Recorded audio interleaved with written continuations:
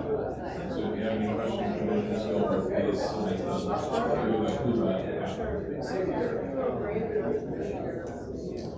Good afternoon, everybody. It gives me great pleasure to introduce Bishop Richard Silva today, Bishop for over 40 years, and he's been the auxiliary bishop here in Milwaukee. He is retired, but I've gotten to know him over the last 15 years or so as a part of the Bishops' Committee for Ecumenical and Interreligious Affairs for the USCCB. In the past, he has been chair of this committee. He's very dedicated. Even today, he'll come to every meeting, and it is always a pleasure to see him.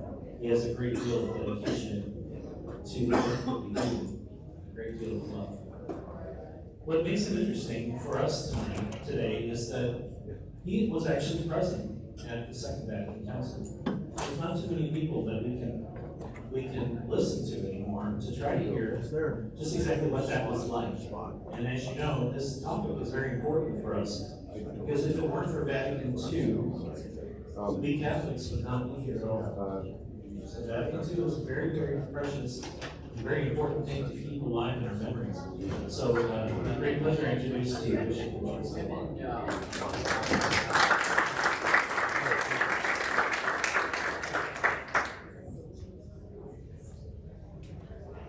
Thanks very much, Don. Appreciate the kind words and the opportunity to spend some time together this afternoon. I've been invited to talk a little bit about the situation of ecumenism in the Catholic community and in the many groups that I've been active with over the decades. Part of it is personal reflection. Part of it is an invitation for us to enter into some kind of conversation. I do want to make sure that we have time for comments, maybe not questions so much as comments. Many of you just kept sitting at the table. I always think spiritual exercises are good, like reaching up to the ceiling and out to the neighboring person and down to the floor, so the oxygen revives us a little bit and enters with us into this moment. I do want to begin talking about the reality that for me, Vatican II and the consequences really are a personal experience. For most of you, I look around, you're all younger folks. For most of you, it's a matter of reading about something that happened in history. But that's different for me. So let me recreate a little bit of that and then enter into some of the conversation that brings us together in so many, many different ways. You wouldn't know this, but it was January 25th, 1959, that John the 23rd announced out at the Basilica of St. Paul outside the walls that he wanted to call a Second Vatican Council. A council, he said. He didn't name it quite that way, but he said a council. And people said, excuse me, what did he say? And some puzzlement about what that all meant. Next day it appeared on the third page of the Observatory Romano, just a little comment saying that something, that the Pope said something about a council, that's fine, okay. He then proceeded to ask the various congregations to develop schemata, documents that could be used for the discussion at the council. One time, Archbishop Fisher came, Archbishop of Canterbury, came to see John very quietly with a little notice in the paper, and that was all. And John told him, they sat down together for maybe 2 hours. John 23rd said, you know, I pray every day for the return of all the different groups to Catholicism. John Fisher said, the prayer is good, Holy Father, but maybe you shouldn't pray for return, maybe you should pray for reconciliation. And John the 23rd allegedly looked at him and said, you're right. And he never used the word return again. I was privileged. I'm just starting some additional biblical studies. I've been in Europe for a total, looking back, was a total of 9 years. So I see the country, even our whole country, from a slightly different perspective, I confess that. But Vatican Council started the 11th of October, 1962. I was just beginning some extra biblical studies, and I decided I wanted to get into St. Peter's. And it was devious. It was not dishonest, but it was devious. I went there early, and I saw a couple of cars pulling up, bishops head with suitcases of praying clothes. And I saw this older man, turned out to be from the Caribbean. I leapt over a barricade, which I could do when I was 25, which I can't do now. But I leapt over the barricade, went up to him and asked if I could help him.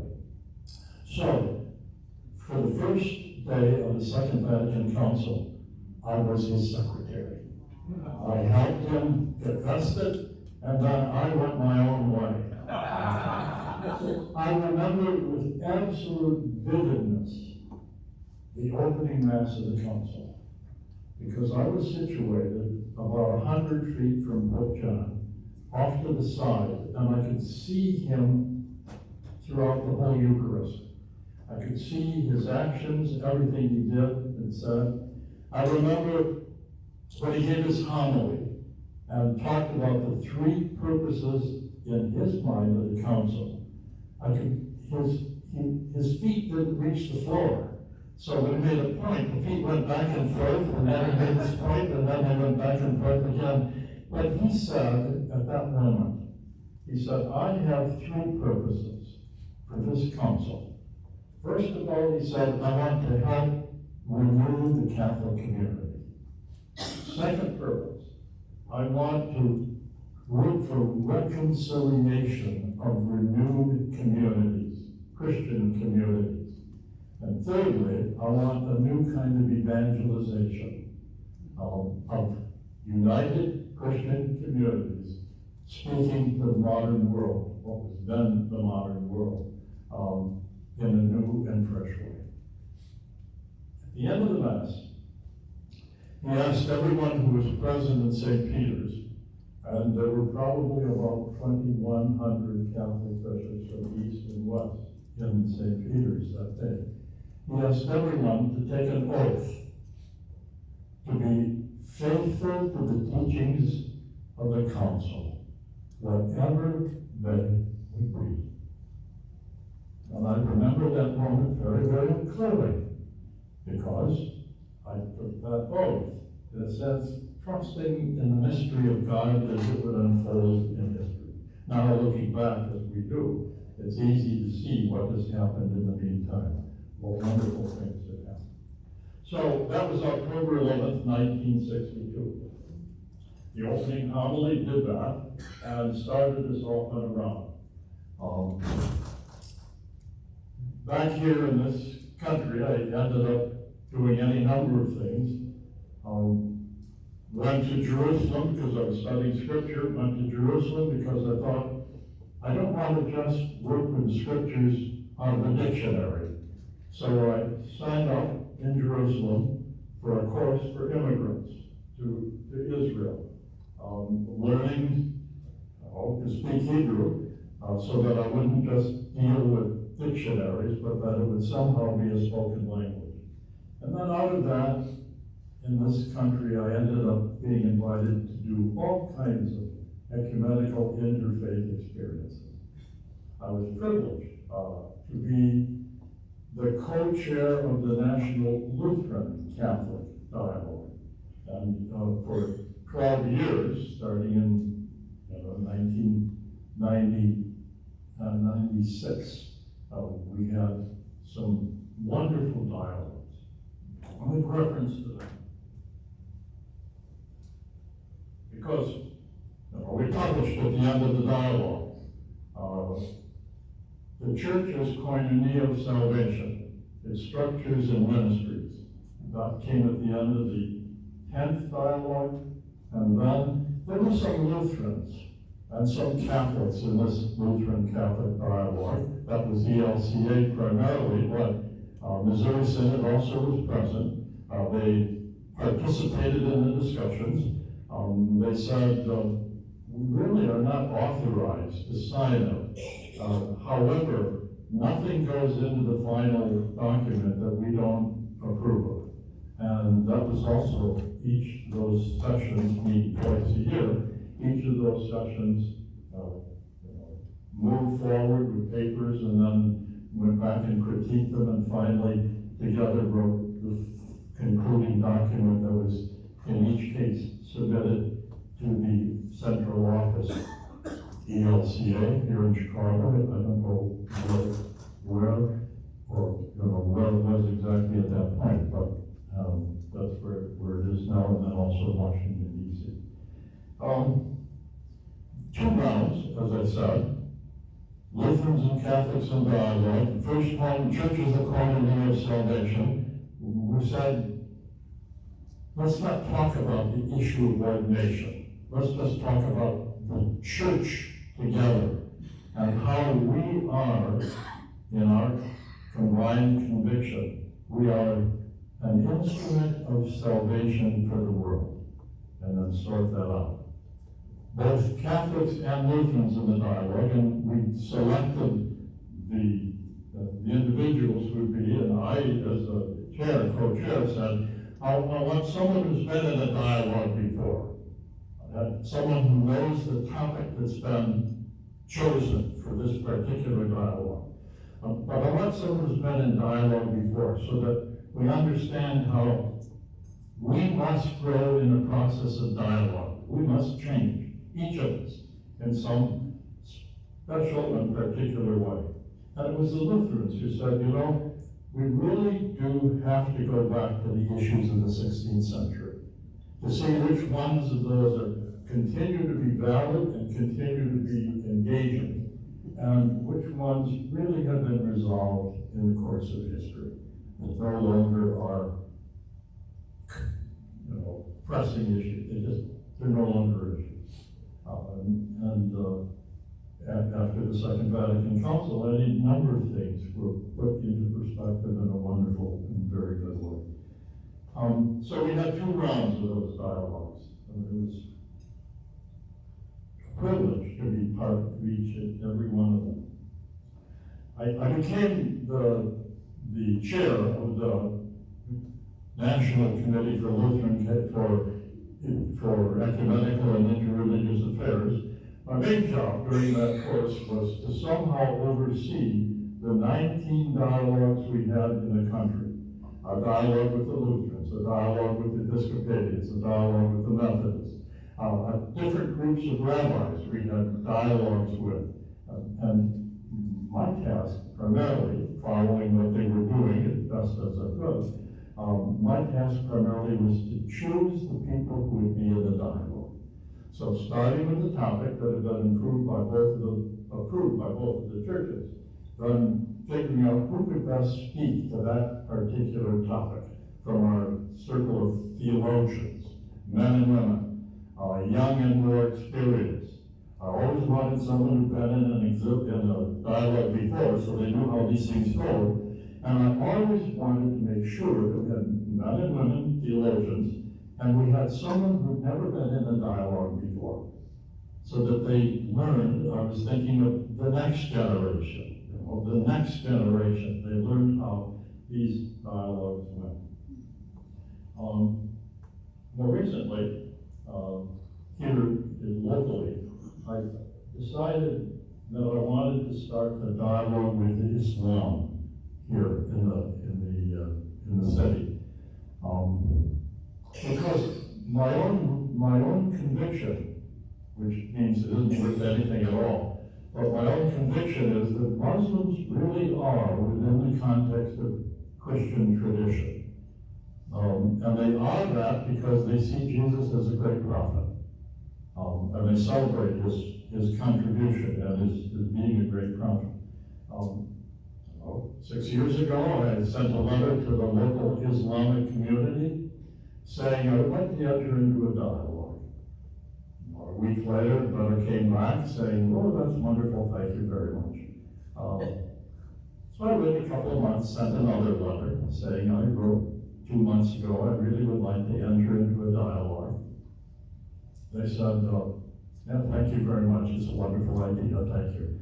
And then I was at a shopping mall and I saw a magazine that was, we're familiar, possibly, with the magazine Gentleman's Quarterly. Well, I saw Muslim Quarterly. And I thought, oh, that's interesting. So I picked up the book. They didn't have any underwear ads in the course of that. But they had one article that said why Muslims are hesitant to dialogue. And the two reasons that were given was, number one, what people call dialogue is either an occasion to holler at us, or it's an occasion to try to convert us. So we're really hesitant about that. Well, I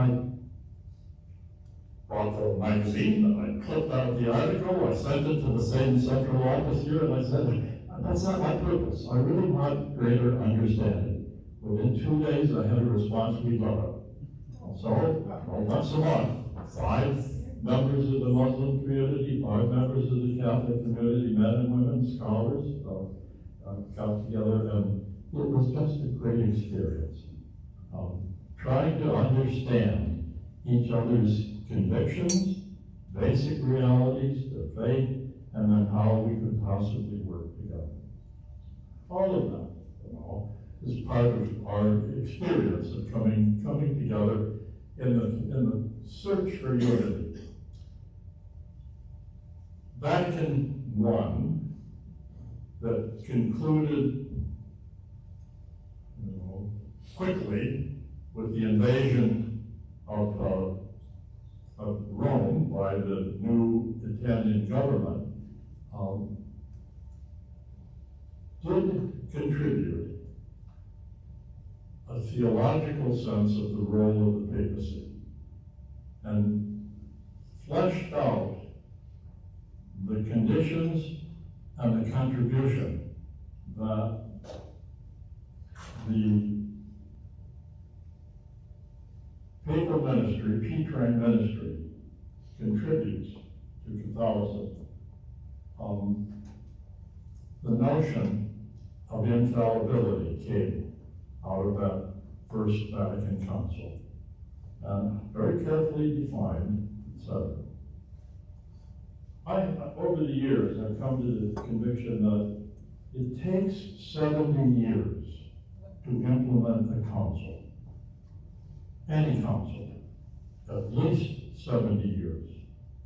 And by that I mean the people who are part of the decision-making discussions go home after whatever conversion they've experienced in the course of the conciliary discussions. They go home and they teach the little kids who then grow to maturity and leadership with the presumption of whatever the council had in mind. Well, I say that because that's been proven over the years, but also because 1965 to our time, it's still not 70 years. And the process includes, this thinking about the issues, being converted to a new approach, sense of reality, and then coming forward is teaching that to the next generation. That's at least 70 years. I say that to myself because on occasion I become somewhat, I wish things would move more quickly in terms of our own implementation of Vatican II. It just takes time, and generations of time, as a matter of fact. Well, Pius XII, elected in 1939, was the implementation of Vatican I. He was the implementation of that. It's really God's doing. It's not so much what we are doing or what we decide or what we articulate. I do recall very carefully, very vividly, in fact, that when the Catholic bishops, East and West, gathered at St. Peter's in 1962, they received copies of the documents that had been prepared. for discussion and vote. They took a look at them and they said, we don't think so. We don't think so. And I remember being in my own studies of biblical languages and theology, etc. I remember seeing in the paper that they had sent them all back. So we want them all reworked. They're just philosophical, and we want them biblical. We want them with that kind of language and that kind of perspective. So all the documents went back to be worked on again and again and again, one version after the other, with successive votes saying yes, no, juxta modum, kind of we agree, but this is what we would suggest our way of correction, amplification, restatement. It strikes me that we're at a point in time when we continue to implement councils, that council, Second Vatican Council, and we realize that a lot of structures and mindsets have to be adjusted and corrected accordingly. I've been part of these national dialogues for some time, and I recall a statement from Augustine in his Confessions. Augustine says at one point, and I found it out of curiosity, Augustine in his Confession says, nihil nisi per amicitiam. Nothing happens except through friendship. Well, in the ecumenical field, developing friendship across the divisions, if I can use that word, is not something that happens immediately. We all know that from our own adult experience. But gradually, over the process of these ecumenical relationships, friendship occurs. Here in Milwaukee, it was 1960 that the then Archbishop of Milwaukee decided he would like to meet more closely with the Episcopal Bishop of Milwaukee and then a very prominent Jewish rabbi. And the three of them gradually worked together, became friends, working together, and established an interreligious conference that still is in existence. Archbishop Wakeman here in Milwaukee thought it would be helpful to have the entire state, the religious leaders of the entire state, come together for a couple of days every year in order to share concerns, see what we need to do together, how do we do the kinds of things that we just heard about recently from this pulpit, social cares and concerns. And then Dolan, currently Cardinal in New York, who was our Archbishop here, he met with the Episcopal Bishop and the Lutheran Bishop once a month. The three of them would sit down for an hour and a half once a month and together prepare their homily for the next Sunday, using the same scriptures. And so each month saying, what should we be preaching out of these readings to our people? And we're working together to do that. I mention these kinds of things because they're all part of the process by which we implement the council that took place so many years ago. It's just this long process. Again, because I've had the privilege of being involved in ecumenical movements and relationships here in the city, but also nationally, I know that one of the things that have occurred is that each group defines what its particular gift is to the ecumenical conversation. so that each Christian tradition says, this is what we're good at, and this is what we contribute to the discussion.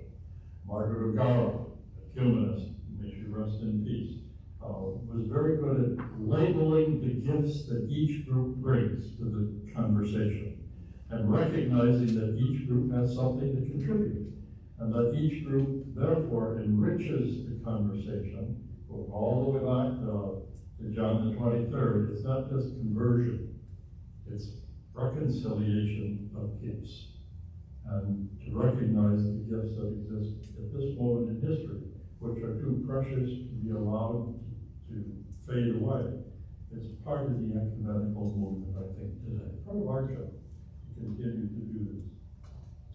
I have, over the years, been encouraging local communities to come together so that maybe in a small community, a village, a town here in southeastern Wisconsin, get 3 pastors to come together on a regular basis in order to talk about what they can do together to contribute to the conversation and to the welfare of the city.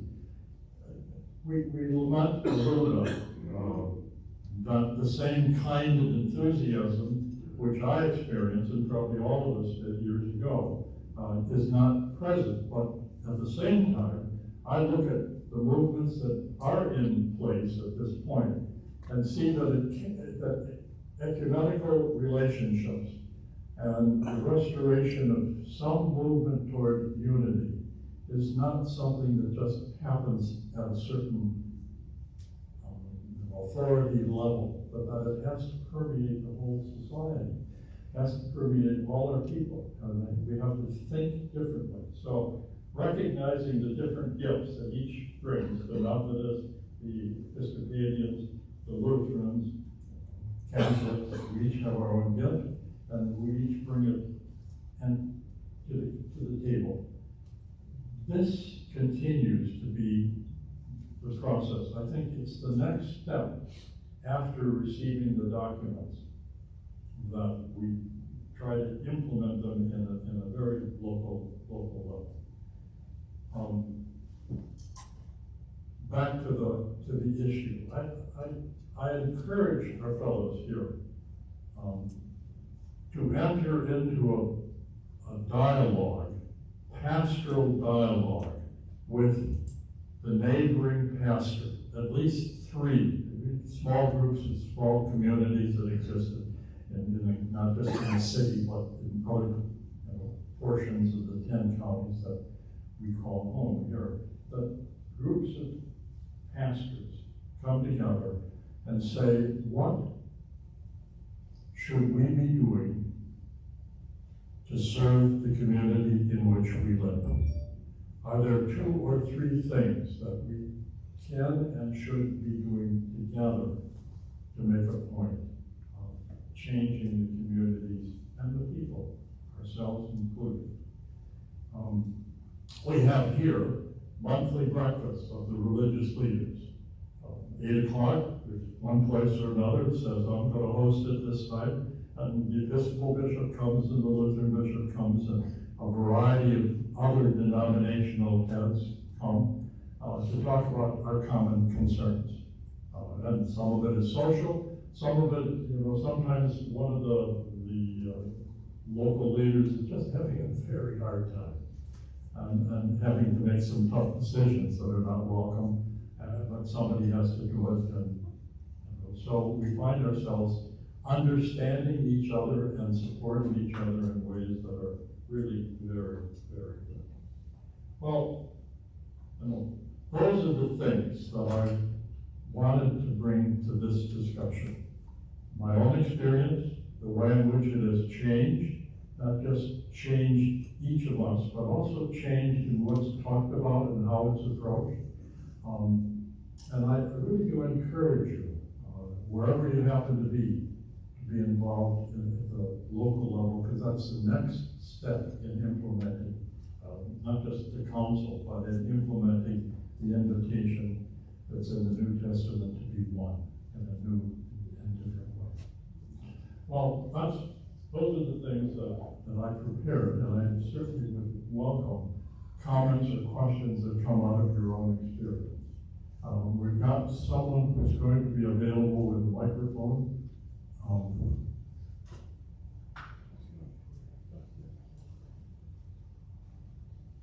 Okay.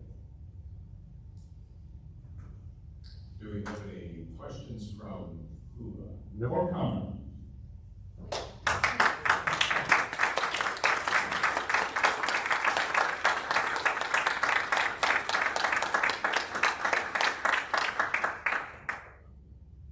My experience may not be yours, so I'm happy to learn from that, but also happy to hear comments that may come. Please. Thank you, Bishop.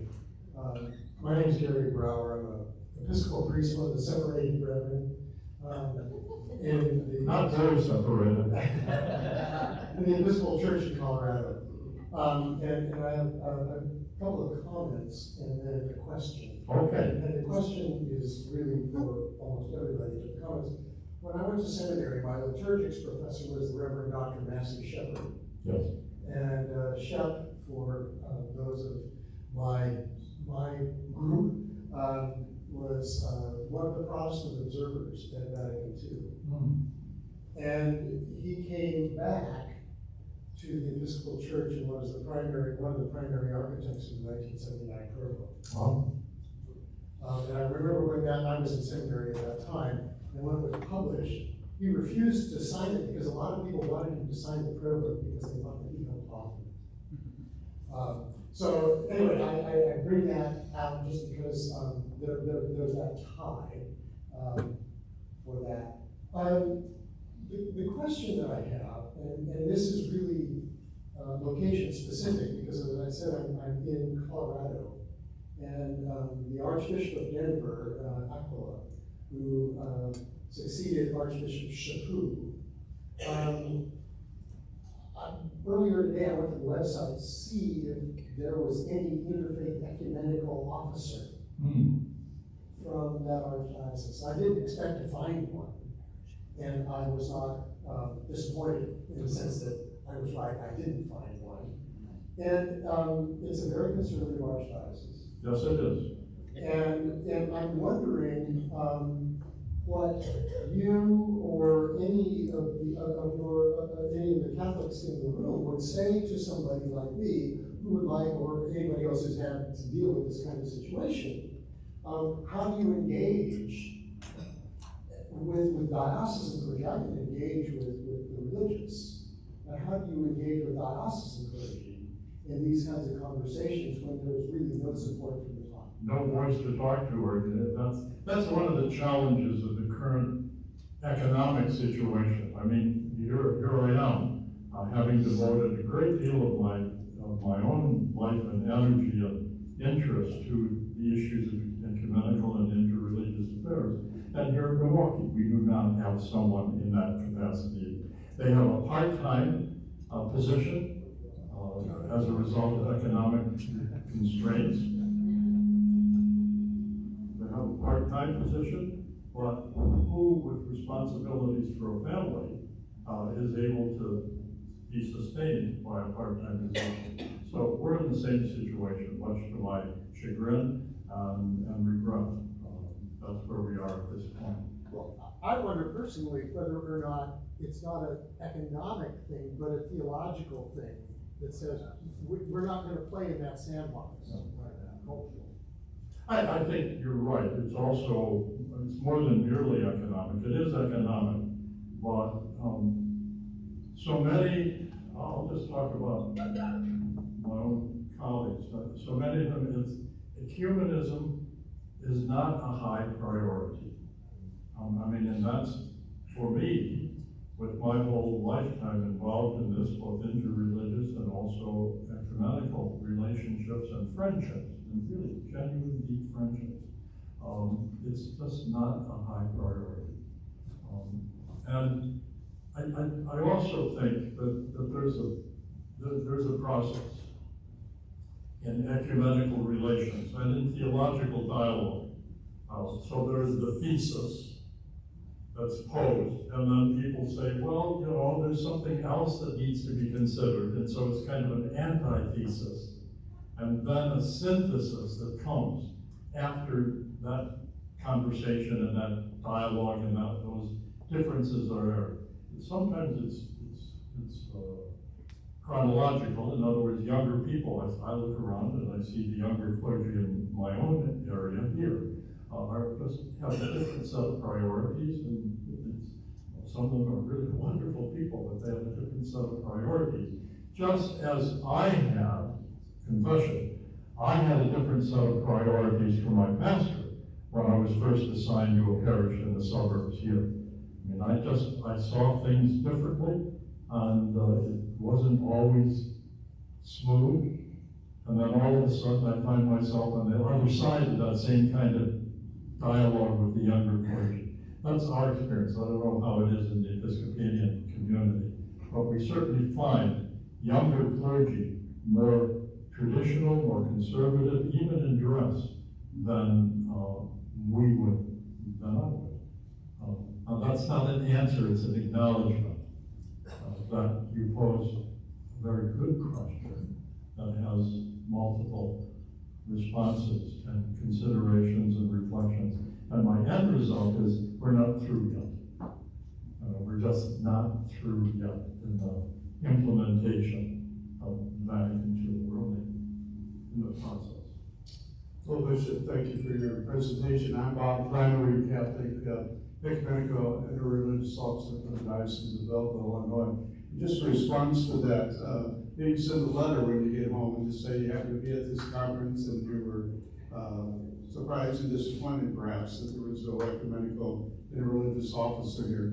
I was at the installation of the new Archbishop years back of Omaha, and I happened to be next to Archbishop Dowman from my home diocese, and so I said to him, "Oh, Archbishop," I was president of Tudeo at the time, I'm sorry there's no women representing the Archdiocese of Kansas City, Kansas, and lo and behold, we have Joseph Arsenault was here, who the Archbishop appointed somebody the next year. So sometimes if we reach out and say something, it can make a difference. But my comments about when I was right after Vatican II, I would hear 50 years. Now you're saying 70. And what I'm saying is, experiencing right now what you just referred to, Bishop, about the younger clergy being more conservative and not very ecumenical, very clerical, not getting ecumenical education in the seminary, and maybe, yes, anti-ecumenical. Liturgy-wise too, there's a Latin. I mean, it seems like we're going backwards from Vatican II in many ways, unfortunately. So I don't know what your take is on that in terms of the newer generation. I mean, they didn't experience the Latin Mass, but they find charm in it or whatever, and there's a beauty there. But we know that so much more that the Council Fathers were trying to help us with, not just in terms of liturgy, but the Church of the world, etc. So any comments about that reversal? My first comment, Bob, is, and feel free to rest your weary bones. Well, thank you. My first comment is we're still in the process. And we haven't come to the integration. There's always the thesis, antithesis, and then synthesis. And we haven't come, as a community, as a Catholic community, to really integrating the profound changes that are in the documents. And I came back from Europe after the closing of the council. It could have closed at the death of John the 23rd. I knew that. It could have closed right then, but Paul VI said this is too important and continued to support it and sustain it. But I came back. And I started the process of reading the documents. And I continue to do that, and I continue to suggest that people, new folks, that you do it, pick out one that's important. I kept copies of it beside my bed. So at the end of the day, I was reading one of the documents, and I would read it very slowly, sometimes in Latin, sometimes in English, to get the gist of it. Because just as the documents were themselves the process, the end of a kind of conclusion of a process of writing the documents, so also implementing those documents is part of a long process too. And it means that I, as an individual, need to make them my own. And so I recommend that people not just say, well, that happened, that's 60 years ago, whatever. They're continuing expressions of the faith and dreams of the Catholic community or the Second Vatican Council. They're part of the process, and they need to be absorbed, for want of a better word. They need to be somehow absorbed. And I, at this age, here I am, 87, here I am, implementing a council that I witnessed and shared in some very minor way. All these years later, I go back and I say, isn't that interesting? I don't remember that at all. So my encouragement as part of that is to develop the process of reading them myself, and then entering into conversation with different groups within my own church so that we have a shared vision. Please. Just a point out, historically, this conference was held in Denver, this workshop, about 35 years ago. So there may be someone still around. Father Paul Head, I'm from Episcopal priest from Central Florida. From Florida. In Florida, yes, sir. Okay. I was baptized and confirmed in the Roman Church, so I do have skin in the game.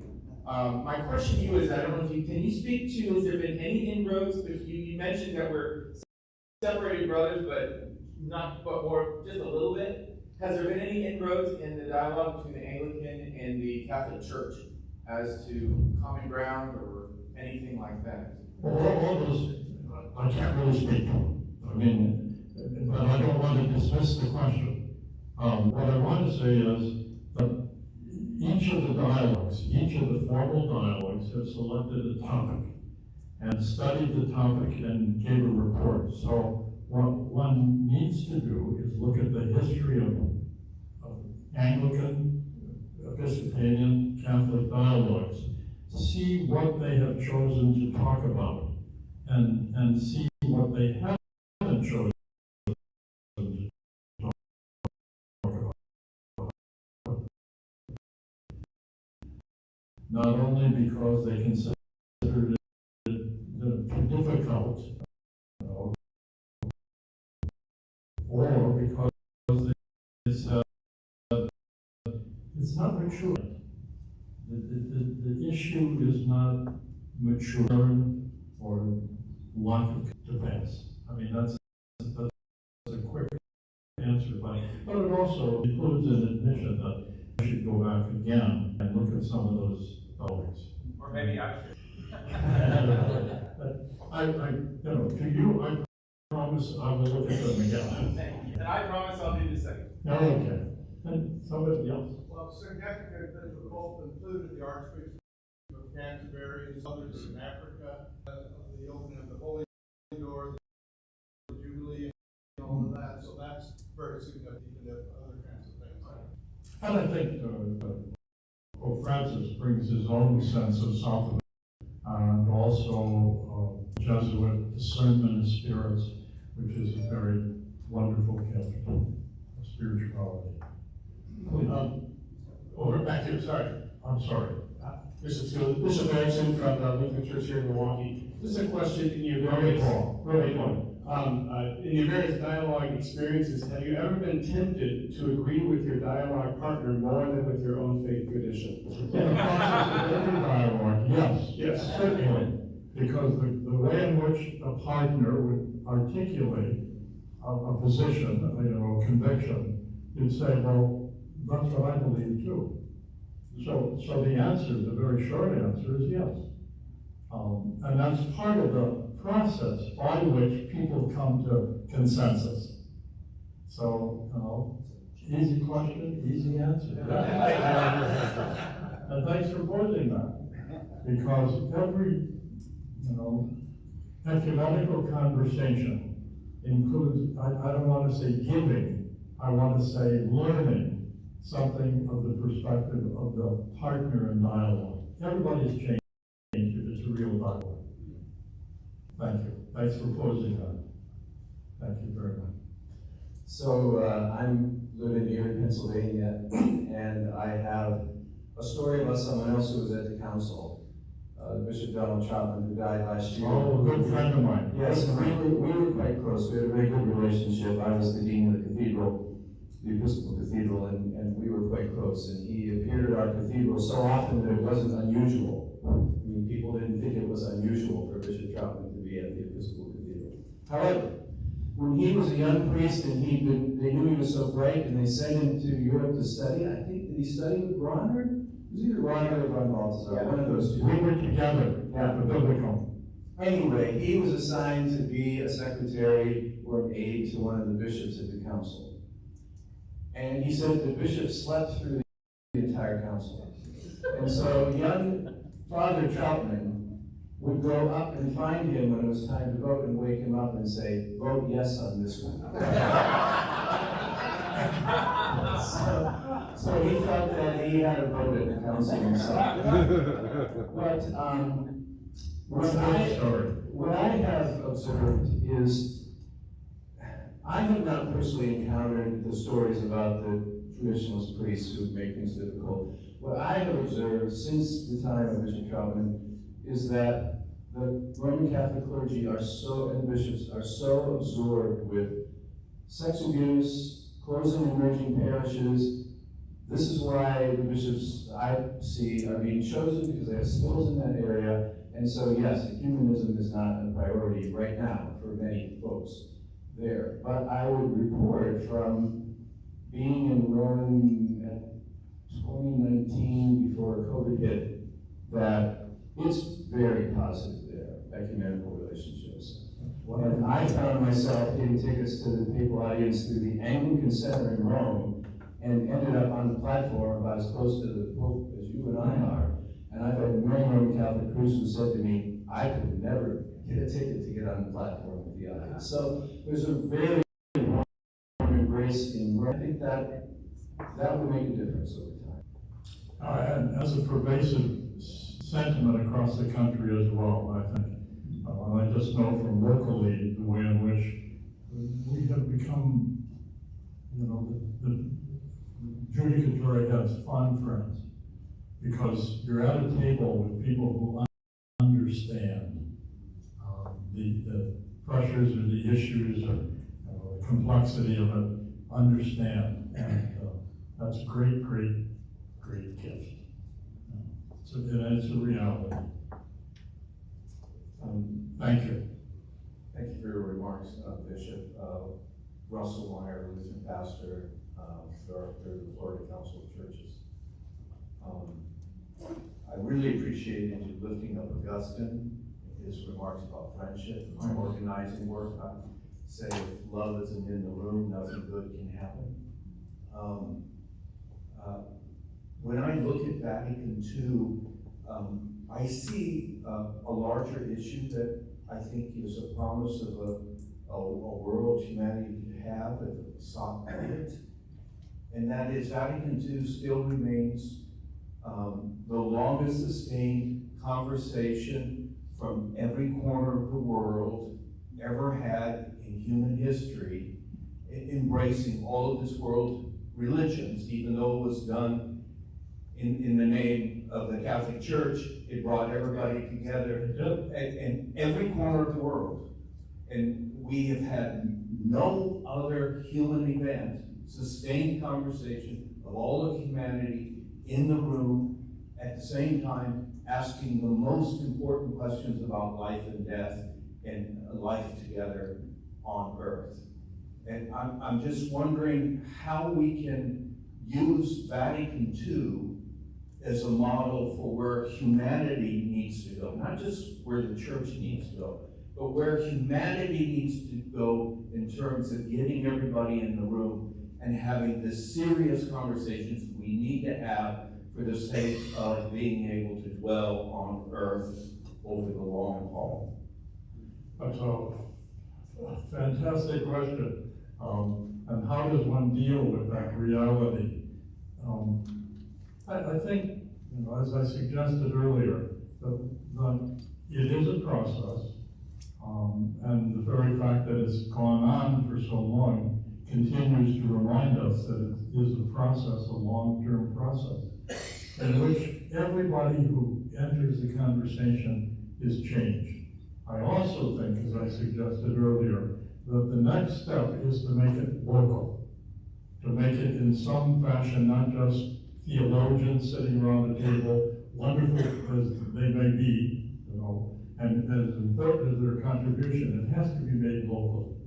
And so my suggestion earlier was that in every community, the pastors of different Christian churches, certainly, but of different churches come together and together determine what are the priorities for their work in this community at this point in history. I just think it has to be localized so that it can be truly transformative. That's a quick response to the reality that it's been a wonderful journey. It's been a wonderful journey, and opened up doors that when I was ordained, I could never have imagined would be opened up in local communities. I mean, the Lutheran pastor was over there, Anglican pastor over there. Never spoke to them, never saw them, never passed their crime. I was just an associate. But follow up. Well, for instance, John's letter to the Russian leader saying that we're not going to side with the American Catholic president. We need the Russians at the conference, and really stopped nuclear war with that letter written at the same time as the missile crisis in Cuba. I mean, there are so many things that brought and helped world well-being. And I think those kinds of pieces don't always get highlighted out of what happened out of Vatican II. It wasn't just an internal church conversation. You're right. Right on target. Thank you. Thank you. Thank you. David Kendrick, I'm the ecumenical officer for the Episcopal Diocese of West Missouri. West Missouri. That's Kansas City, Springfield. And I've been following the synodal process. And I know you used the word synthesis, and I noted that the official document being sent from the U.S. Conference of Catholic Bishops is called the synthesis. And so I just wonder what is your take on the synodal process and how that might help in increasing the implementation of council? I'm not sure how to answer that because, for a couple of reasons. One is, now retired 12 years. I mean, I don't always pay attention to the documents that come out. I choose what I want to go to, the things I'm invited to and say, oh, well, thank you very much, but I don't think so. But then also choosing the things that I want to participate in and do so with a great deal of freedom and enthusiasm. So I don't really know that this is your reference point, and that's partially because I'm not reading everything I should be reading. Once in a while, I'm reading a murder mystery. Thank you. Bishop, thank you again for being with us. Thank you for coming to Minneapolis a few years ago to be with us. So I enjoyed our time together there. Okay. Barrett Rutten from Minneapolis. I'm not a young man anymore, but if I could try to speak a little bit to the generational thing. Thank you. We spoke a little bit about, it was brought up that there are many challenges facing the church, whether it's the abuse crisis or whether it's merging parishes or all kinds of things. I think all of our denominations are concerned about a decline. So there is a different viewpoint, I think, among young priests that we're in some type of a crisis. Some people talk about it, post-Christendom, that we're in a new apostolic age, except the culture around us seems even hostile. So at a time when we should all be more united in our faith, and how do we work together to respond to the world around us, it feels like it's even more difficult among our denominations to get on the same page. I don't know if you have any comments or ideas about, again, kind of speaking to that urgent sense of the younger generation where there's some type of a crisis. How would you advise in this current situation? Well, I think, let me start with, I invite the Catholic deacons and priests in the cluster over for supper every first Saturday. Make supper and say, come on over and we'll talk. There's some younger fellows there, and it's important for them to hear what we talk about and to include them into the conversation, because I just know how much I changed in the first 5 years, 10 years of my own ordained ministry. Changed a lot, and because of the older guys who tolerated me and encouraged me, and once in a while, confronted me in whatever it was that I was doing or not doing. It's again the process, and the process of collegiality that influences and helps shape everyone who participates. You just, be part of the process. I know that you have wisdom to contribute, but also some of the younger fellows also have their own kind of wisdom that we shouldn't forget in the process. It's synthesis, but before that, antithesis, but before that, thesis. Thank you. Thank you. All right. Thank you very much for everything you do.